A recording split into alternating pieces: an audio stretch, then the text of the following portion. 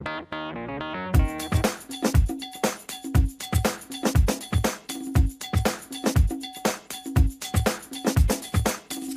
made reference several times here today to the long new complex of medical buildings along I-10. I was blown away when I hadn't been down there in a while to see how big this is, block after block of new construction going on. And it needs a great deal of work. There's no getting around that to update it. And I guess some people would say, well, the windows are smaller and it's kind of a box, and let's build a more modern building in 2013. So there's going to be a very lively debate as to what you're going to end up doing with it. There's two hospitals that are going up. One is the charity, what would be the new charity would be managed by Children's Hospital. It's kind of a controversial plan by Governor Jindal, as he's doing with the LSU hospitals, that they're being privately managed, and then the other hospital is the federal government's the Veterans Administration, and they're right next to each other. And as Jim mentioned, they're pretty big. They take up a lot of space.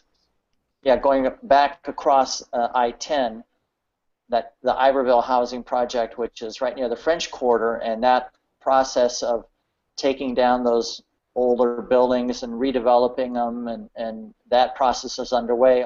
On one side of the downtown area, you've got the redevelopment of Iberville underway, with the hope that the government would come up with enough money to finish that.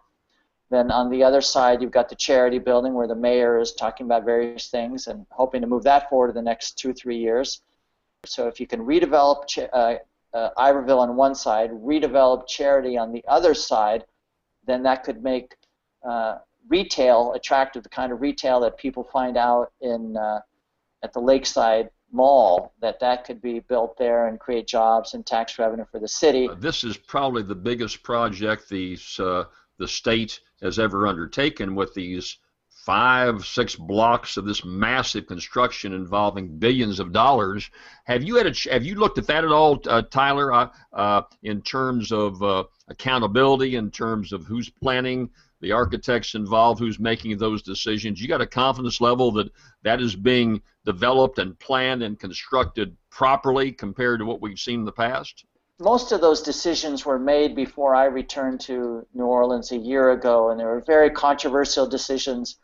There were a lot of people who thought that charity could have been reopened faster than these new hospitals are going to be open, and also at a cheaper price. And building these hospitals meant destroying a lot of houses, that kind of older houses that had in a neighborhood that had been there in mid-city. But the project is going forward. The people who wanted to go forward, it's moving forward. Whether it's fully the best idea, I don't know. There are people like John Kennedy and David Vitter raised questions about how, saying that they're too big, and there are also questions about, do they have all the money to complete these projects? The initial price tag for the new LSU hospital was $1.1 billion and $130 million more, and they did not have the extra $130 million more, which was for a parking garage and for the walk-in patient facility.